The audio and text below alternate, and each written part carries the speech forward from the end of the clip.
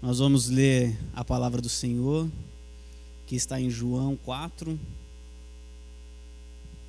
Esperar todos a encontrar. A partir do verso 1.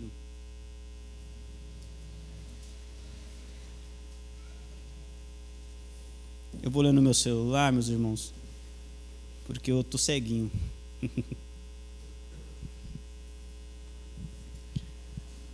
Quando, pois, o Senhor veio a saber que os fariseus tinham ouvido dizer que ele, Jesus, fazia e batizava mais discípulos que João, se bem que Jesus mesmo não batizava, e sim os seus discípulos.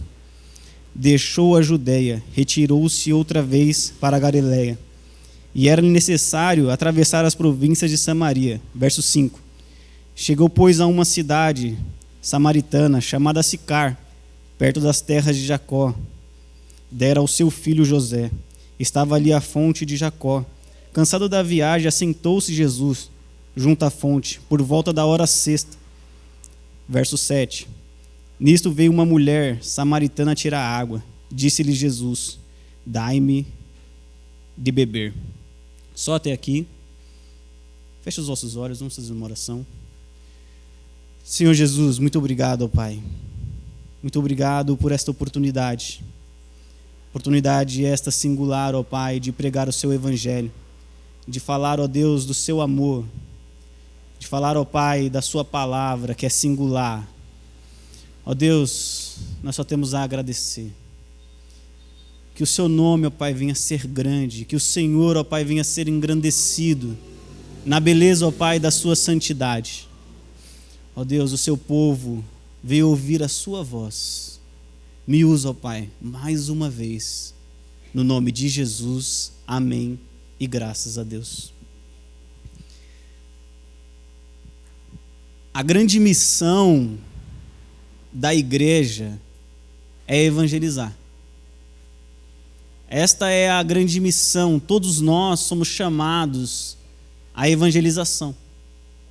É o ide e pregai o evangelho em Jerusalém, Samaria, Judeia e até os confins da terra. Porém, o grande propósito da igreja é a adoração. A igreja evangeliza para o povo congregado adorar a Deus, adorá-lo na beleza da sua santidade. Jesus, neste texto, vai nos ensinar o princípio do evangelho. Jesus vai mudar o que nós entendemos como culto. Jesus vai mudar o que nós entendemos como adoração. A adoração não é uma pausa que nós iniciamos louvores. Não. A adoração é a entrega da vida toda, da vida por inteiro.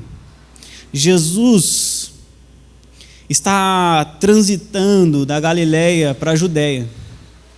Porém, é necessário, o texto afirma para nós, que ele passe por Samaria. Mas, meus irmãos, o judeu não tem conversa com o samaritano. O judeu evita este caminho. E Jesus não vai sozinho, Jesus vai com seus discípulos. Então, o caminho que Jesus está tomando já é um caminho desconfortável. Já é um caminho que nem todos iam querer fazer. O judeu e o samaritano não se gostam. Para vocês terem ideia da rincha entre eles, aonde um samaritano lava a mão, o judeu não lava os pés. É assim que eles conviviam entre si. Uma separação completa, uma separação racial. Era assim que estava o clima naquele momento. Então, quando o texto diz que Jesus fez que era necessário passar, Jesus já está quebrando barreiras culturais, barreiras raciais. Porque esse povo não se gosta, porque o samaritano é misturado. O samaritano, ou ele é filho de pai judia, ou de mãe judia. É essa a ideia. Então o judeu fez a separação completa. Nós não vamos se relacionar. A lei fala que não pode se misturar, então nós não se relacionamos. Então eles estão totalmente separados. E agora, os samaritanos também criam uma teologia totalmente distorcida do que estava apresentado à época. O samaritano começa a justificar agora a sua mistura. Uma curiosidade, meus irmãos, até hoje tem samaritano fazendo sacrifício como no Antigo Testamento. Isso é um fato, para vocês entenderem a intensidade que aquele povo se tornou religioso. A intensidade daquele povo justificou os seus atos. Até hoje eles estão praticando sacrifícios de animais, o povo samaritano. Então, ali virou uma disputa muito grande. Porém, Jesus, ele não está no meio de disputas. Jesus, ele quebra essas barreiras, porque o que importa é que o evangelho cresça. O que importa é que a mensagem que é ele seja levada. A mulher, era necessário que ela ouvisse o evangelho. Jesus, então, chega até o poço de Jacó. E no poço de Jacó, meus irmãos, Jesus cansou. Dispensa os seus discípulos, provavelmente porque os seus discípulos não estavam preparados para aquela conversa ainda. Fala, vai buscar comida. Preparando o cenário. Já parou para pensar que no processo de levar o evangelho, você tem que usar estratégias e você tem que preparar cenários? Não é de qualquer jeito. Jesus está preparando o cenário para a chegada daquela mulher, mostrando também a sua humanidade. Jesus é 100% homem e 100% Deus. Nós sempre enfatizamos isso, porque o seu sacrifício é eficaz. Então, aquela mulher vem junto ao poço e Jesus pede água para ela. E aí nós já entendemos que esse povo não se gosta. Jesus é judeu, a mulher é samaritana, aquele olhar já desconfiado, aquele atitude já agressiva. A mulher olha para ele e fala, como que pode? Você, sendo judeu, e eu, mulher e samaritana, você me pede água. Está entendendo o clima? Está entendendo aonde que Jesus se colocou? Muitas das vezes, meus irmãos, nós vamos ter que se colocar em situações não confortáveis, em prol do crescimento do evangelho. É ir para lugares que nós não desejaríamos ir. Porque Jesus é Deus, meus irmãos. E era óbvio que o tratamento não seria adequado. A mulher está ríspida. Jesus está com sede. Então a mulher já não é receptiva. Olha para Jesus e não quer dar água para ele. Já parou para pensar nesse cenário? Jesus olha para você agora. Miguel, me dá água? Não. Em outras palavras, não vou dar. Não vou dar porque eu sou o Miguel. E Jesus olha para aquela mulher e o objetivo dele é o crescimento, é a evangelização, é o resgate, é trazer o homem do lamaçal do pecado à maravilhosa luz.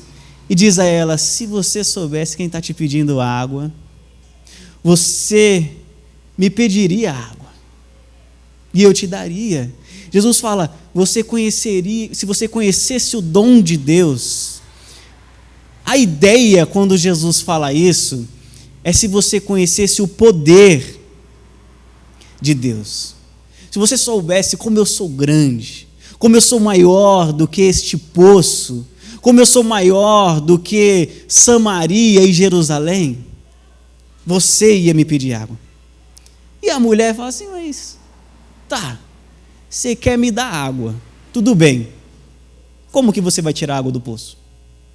A mulher ainda não está entendendo a conversa. Como que você tira água do poço se você está me pedindo água, não tem como tirar, eu tenho a posse, eu tenho o poder, eu consigo tirar. mas você não. Então Jesus, meus irmãos, diz a ela que a água que ele pode dar é uma água que ela não vai mais sentir sede, que ela não voltaria mais ali para buscar água. O texto é enfático dizer que era a hora sexta, em outras palavras é meio-dia. Ninguém busca água meio-dia no deserto. No deserto, meus irmãos, que é uma região deserta, se você buscar água meio-dia, você pode morrer. Você pode falecer no meio do caminho. Nós já sabemos de forma antecipada que ela vai buscar água porque ela está excluída. O fato dos 5 maridos e o que ela tem não é dela agora.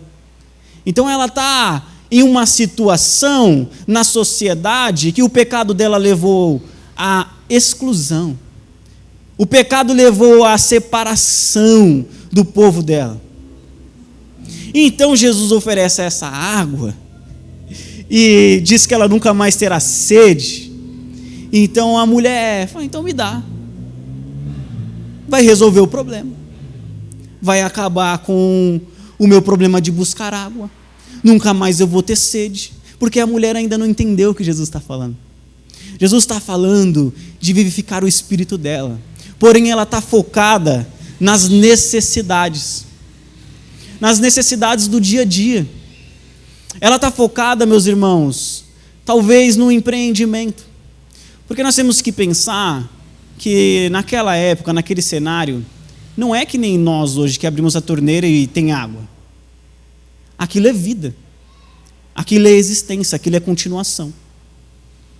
Então, quando Jesus fala assim, vou te dar uma água que você nunca mais vai ter sede, e a mulher não entendeu ainda que Jesus está falando dele mesmo, a mulher então entende que ele resolveu o problema dela para sempre. Eu não vou precisar mais voltar aqui.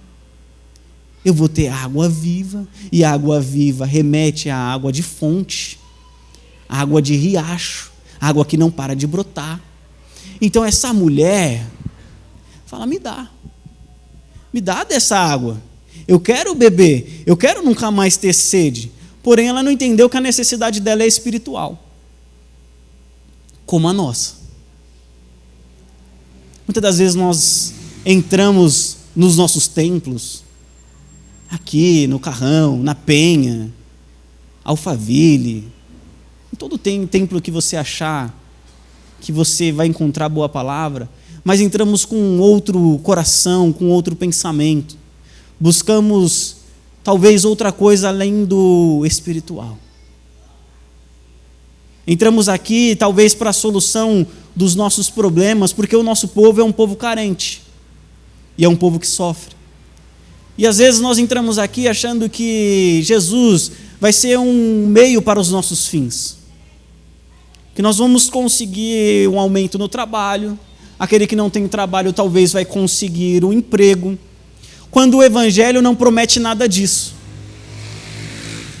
Quando o princípio do Evangelho, nós estávamos conversando sobre isso hoje, eu e o Marcel, é buscar o reino de Deus em primeiro lugar. E estas coisas vos serão acrescentadas. Estas coisas é o que está mencionado anteriormente no texto, irmãos. Então essa mulher está focada na necessidade dela, na necessidade que é passageira, que fica. E aí, para simplificar, talvez a necessidade dela seja a faculdade, a empresa, o carro, o dinheiro que não está entrando, ou talvez aumentar a conta bancária, deixar ela um pouco mais gorda. Mas a necessidade do homem suprema é Cristo. O homem necessita de Jesus.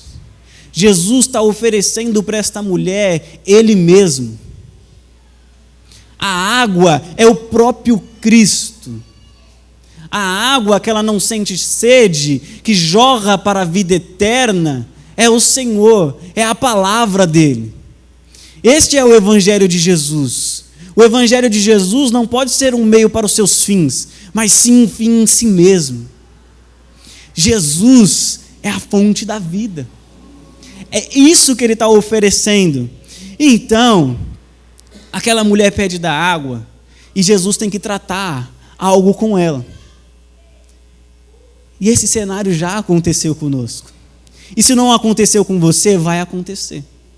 Você pode ter certeza disso. Quando Jesus se propõe a dar a água, ele vai e fala: chama teu marido. Em outras palavras, Jesus está expondo o pecado dela com graça. Porque para beber dessa água é necessário o processo do arrependimento. É necessário o processo de reconhecer que necessita se entregar à cruz, reconhecendo o pecado, reconhecendo que você é pequeno e que o Cristo, que está na fonte e que está com a água para te dar, expõe o seu pecado para que você possa mergulhar nessa graça. Este é o Evangelho de Jesus. Ela vai falar: não tenho um marido. Então Jesus diz: bem disseste, tiveste 5, e este agora que você tem não é seu. Revelou o pecado dela.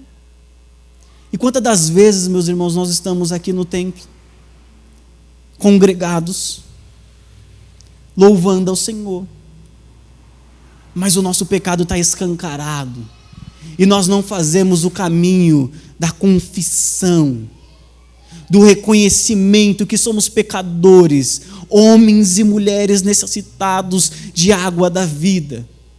E aquilo que está nos afastando da água da vida é o pecado. Meus irmãos, o salário do pecado é a morte. Nós aprendemos isso na escola dominical. Não tem outra ideia. Jesus, antes de inserir ela, precisa tratá-la, precisa discipular. É por isso que quando nós evangelizamos, nós já não chega e batiza a pessoa. Nós discipulamos. Nós fazemos escola de novos membros. É um processo. Na nossa igreja é um processo de quase 1 ano para você fazer membresia. Discipulando, tratando pecados, direcionando, ensinando princípios do reino. E é isso que Jesus está fazendo com essa mulher. É isso que Jesus está mostrando para ela. Então ela desconversa. Ela ainda não reconheceu quem é Jesus. Vejo que és profeta. Então, a exposição do pecado fez o reconhecimento prévio de Jesus. Vejo que és profeta.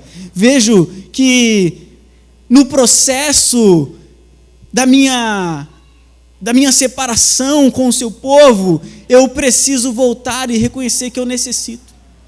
Porque o assunto vai mudar para a adoração, o lugar onde se deve adorar. Vai falar: tu és profeta. Já que você é profeta, já que você entende tudo de teologia, entende tudo de Bíblia, onde se deve adorar? No Monte Gerizim ou em Jerusalém? E então, meus irmãos, Jesus muda tudo que nós entendemos como adoração e como culto. Este texto é um dos textos mais importantes da Bíblia Sagrada. Ela toda é importante, mas aqui vai dar um conceito para nós. Vai nos direcionar a um culto integral. O pastor sempre diz a nós: o culto não começa às 7 horas. Nós viemos à igreja num processo de culto. Saímos daqui e continuamos cultuando. É isso que Jesus está falando para ela. Não vai ter lugar de adoração. Você não vai adorar em Jerusalém ou em Gerizim, ou em São Paulo, ou em Minas Gerais. O Pai procura os verdadeiros adoradores, aqueles que adoram o Espírito em verdade. Chegará um tempo que a adoração verdadeira será em espírito e em verdade. E essa mulher começa a entender quem está diante dela, porém num processo fragmentado ainda. Está construindo o quebra-cabeça. Jesus está indo por etapas com ela, como ele fez conosco. Poucas pessoas, meus irmãos, tiveram uma conversão como de Paulo. Paulo, Saulo, Saulo, por que me persegues? Acabou. Dali em diante, Paulo é servo. Essa mulher não. Ela está no processo, é gradativo a coisa. É por isso que nós discipulamos. É por isso que nós pregamos noite após noite. Porque para o reconhecimento de Jesus, não basta somente o intelecto, basta o relacionamento. Você pode ser o maior da língua portuguesa, pegar o texto, ler em hebraico, em grego, aramaico, em português e esmiuçá-lo. Porém, quem vai iniciar você na fé é o Espírito da verdade. É a água da vida. Quem vai desmascarar você e vai mostrar o caminho da justiça é este Cristo, como Ele está fazendo com essa mulher. O seu pecado já foi exposto. Ela já está entrando em um processo de adoração.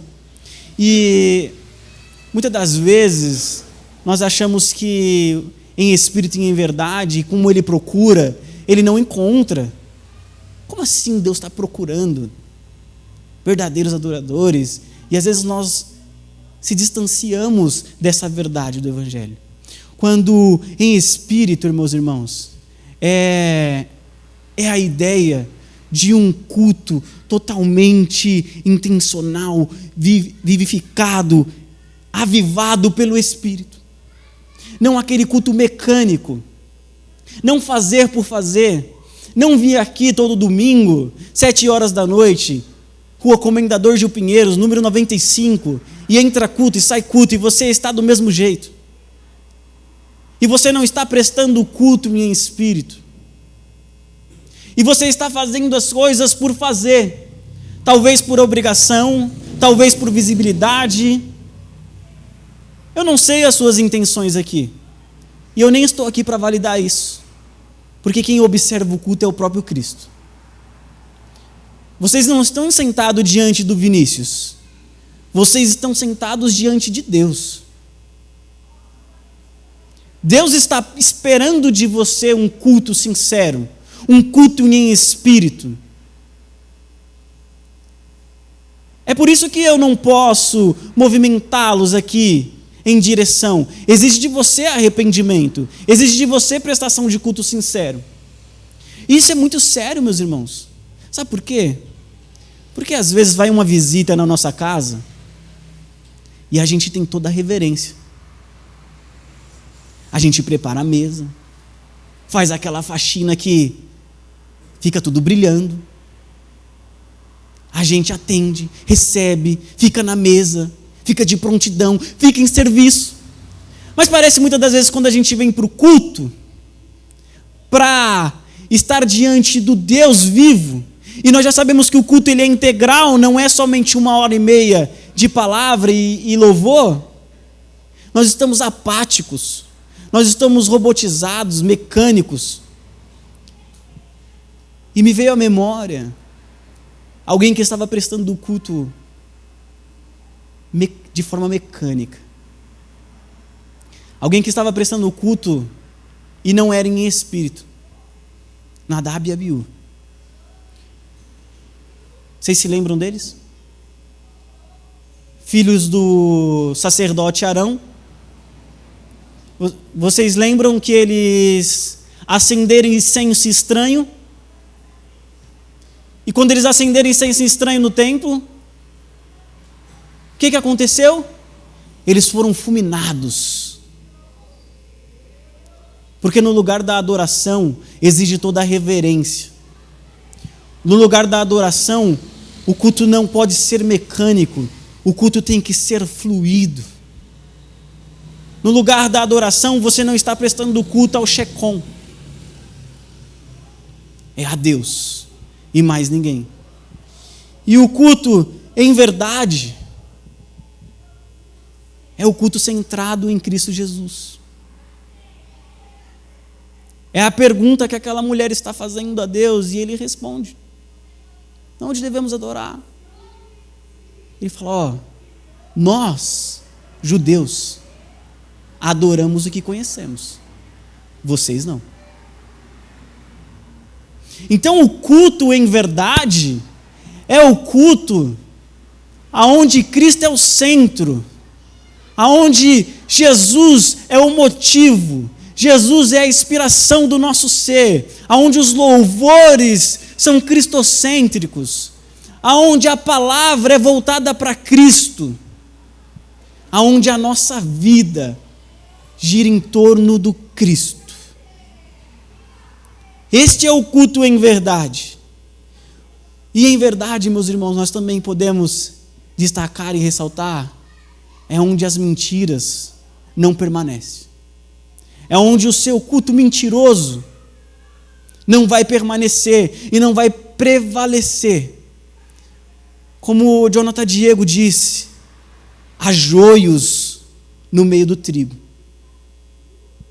Então, meus irmãos, diante do culto da adoração ao nosso Deus, esteja totalmente reverente. Vinícius, você deu apenas um exemplo do Antigo Testamento, de alguém que prestou culto e foi fulminado. Mas, e Ananias e Safira? Eles estavam prestando culto a quem? Ao Espírito Santo. Eles vendem uma propriedade, vai ao pé dos apóstolos e mentem o valor que foi vendido. O que acontece, meus irmãos? Eles mentem ao Espírito, eles mentem a Deus e são fulminados. Novo Testamento. Nós acreditamos que graça é do Antigo Testamento ao Novo. Mas se tiver alguém aqui com uma ideia distorcida do que é graça, está apresentado. Este é o Cristo. O Cristo onde o nosso culto tem que ser voltado totalmente a Ele e mais ninguém. Você não pode servir a dois senhores neste lugar. Você não pode servir a Mamon e a Deus, porque você vai desagradar um ou o outro. Por isso que a nossa vida no Evangelho, ela é uma vida integral. A vida no Evangelho é uma vida onde toda a verdade é escancarada. É por isso que você não pode ser outra pessoa quando você sair daqui. Ter uma transformação. Já viu aquele crente que ele se transforma quando acaba o culto? Ele já entra no carro xingando. Já reclama do que parou no sinal vermelho. Não, irmãos. Então o que Cristo está estabelecendo aqui a nós é o culto integral. Ele procura verdadeiros adoradores. E não existe mais geografia, local de adoração. É por isso que você adora a Deus com o seu trabalho. É por isso que você adora a Deus quando você serve a sua família. É por isso que você adora a Deus quando você está fazendo uma caminhada. Porque você agora faz tudo voltado a Cristo. Você faz tudo voltado a Deus. A sua vida gira em torno da adoração constante. Essa é a proposta do Evangelho. E você percebe que o Cristo não resolveu o problema dela do poço. Não resolveu, irmãos. Sabe por quê? Porque nós não buscamos resolução de problemas aqui. Nós buscamos água da vida, a jorrar para a vida eterna. Então, aquela mulher, ela já respondida agora, ela já entendendo o que está acontecendo, Cristo fala, agora mudou, esta é a hora, e já chegou. Mudou o princípio da adoração, mudou agora como se portar diante da adoração. Só para enfatizar, o em espírito, meus irmãos, não pode ser mecânico. Tudo que acontecia no Antigo Testamento, todos aqueles rituais, era apontando para Cristo, e o Cristo chegou. Em verdade, que você permaneça centrado no Cristo, que é o verdadeiro Deus. E aí então a mulher diz a ele, Senhor, o Senhor é profeta, o Senhor tem de uma água que eu não sei o que significa ainda, mas chegará um tempo que o Messias vai nos explicar tudo isso que o Senhor falou. Já reparou que muitas das vezes nós estamos diante do Cristo? Nós estamos inseridos na igreja, nós estamos congregados e nós não sabemos quem é Jesus. Nós não sabemos quem é o Espírito Santo. Nós não sabemos quem é Deus. Porque ela está diante do Messias, meus irmãos. E ela pergunta: vai vir o Messias? E ele vai explicar todas essas coisas. No processo do discipulado, e não se engane, meus irmãos, não se engane, é a nossa vida toda, é a perseverança dos santos. Não se sinta autossuficiente, é todos os dias o discipulado. É por isso que essa mulher está em processo de reconhecimento quem é o Messias. Ela entende que ele não é um judeu convencional, ele falou com ela. Ela entende que ele tem algo para oferecer, que é a água da vida, mas ela ainda não entendeu muito bem o que é essa água. E Jesus muda o conceito de culto e de como adorar. Então ela vira e diz: o Messias virá. E ele vai esclarecer todas essas coisas. No processo do discipulado, quem tem sido você? Não responda para mim. Faça uma introspecção. Faça uma análise de si mesmo. Entra culto e sai culto e você tem sido mecânico? Os seus cultos não são centrados no Cristo?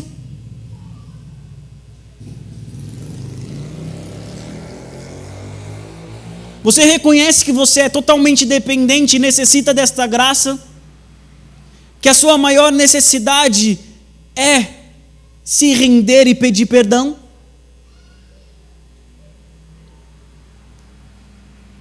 Porque essa mulher está diante do Messias e ela não sabe quem é o Messias. E você pode às vezes estar aqui nesta igreja e não saber quem é o Messias. Irmãos, a palavra é para nos confrontar. Eu não vim aqui massagear o seu ego. A palavra é para movimentar culto genuíno e verdadeiro dentro de nós. A jorrar para a vida eterna. E então, Jesus faz uma das declarações mais espetacular, mais clara de todo o Evangelho. Eu sou o Messias. Eu sou o que fala contigo. E o eu sou, meus irmãos, é o poderoso, é o Cristo, é o maravilhoso. Então aquela mulher, ela tem que reconhecer que ele é o Cristo apontado no Antigo Testamento, em todos os ritos, em todos os caminhos. Então a mulher tem que reconhecer que este é o Cristo que ela tanto esperou. Porque todas as máscaras caíram. Porque o Cristo se revelou a ela. Porque o Cristo vai de encontro às suas ovelhas. Ele nos busca no lamaçal do pecado. Não importa o tamanho do seu pecado. O que vai importar é o Cristo que te perdoa. Não importa o caminho que você tem trilhado, se é um caminho de dor, no deserto, ao meio-dia, indo buscar água. Cristo vai nos lugares mais ermos, atrás dos teus filhos, porque é Ele que chama as suas ovelhas, é Ele que busca a ovelha que se perdeu. Então ela reconhece o Cristo. Aquela mulher que outrora não tinha significado de vida, não tinha propósito de existência, está diante do Cristo, o Rei dos Reis, e reconhece que ela tem que prestar verdadeira adoração a Ele. Como assim, Vinícius? Não está falando isso no texto? Agora as prioridades dessa mulher é, em primeiro lugar, o reino. Sabe por quê? Porque ela deixa o seu cântaro de lado, volta para a cidade e vai pregar o evangelho, e vai dizer do Messias, e vai falar para os homens daquela cidade: eu conheci um homem, ele revelou tudo o que acontece comigo, ele mostrou todo o meu pecado, me deixou nu diante das circunstâncias que o evangelho nos mostra, a palavra da verdade. Verdadeiramente ele é o Messias. E aquela cidade, aqueles homens vão ter com Jesus. E eles vão ter com Jesus, e eles vão passar a crer no Messias. Porque uma mulher que ninguém dava nada, que era desprezado pela sociedade por conta do seu pecado, agora passou a evangelizar, passou a boa semente, passou a dar frutos, passou a jorrar água da vida. E todos nós no evangelho, meus irmãos, temos que frutificar. Todos nós, meus irmãos, temos que jorrar água da vida aos nossos. Jesus foi buscar essa mulher. Jesus apresentou Ele mesmo. Jesus salvou esta mulher. Jesus mudou como nós vemos no culto. E essa mulher já saiu dali para dar frutos. Você tem sido um culto ambulante?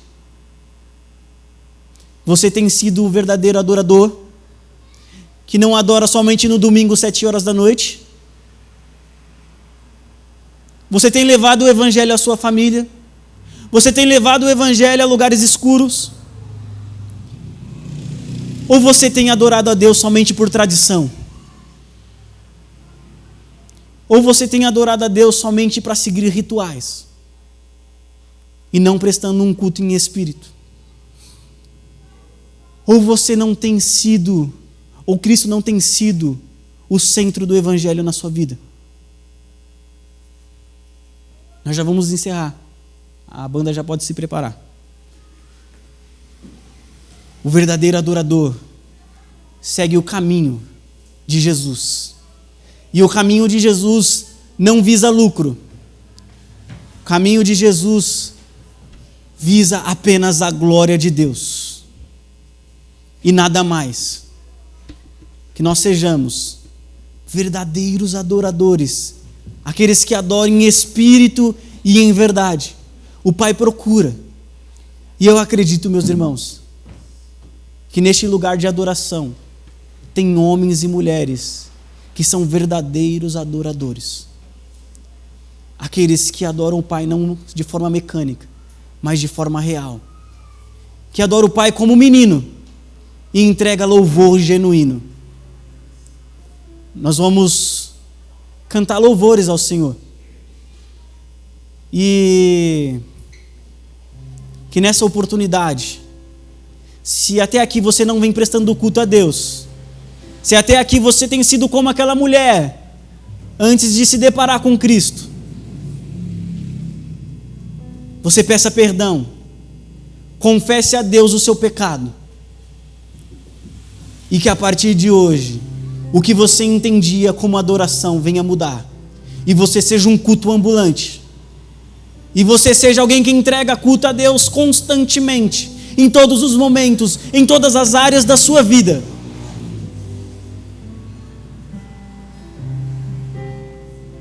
Que você reconheça que o Messias está neste lugar, e Ele merece toda a adoração.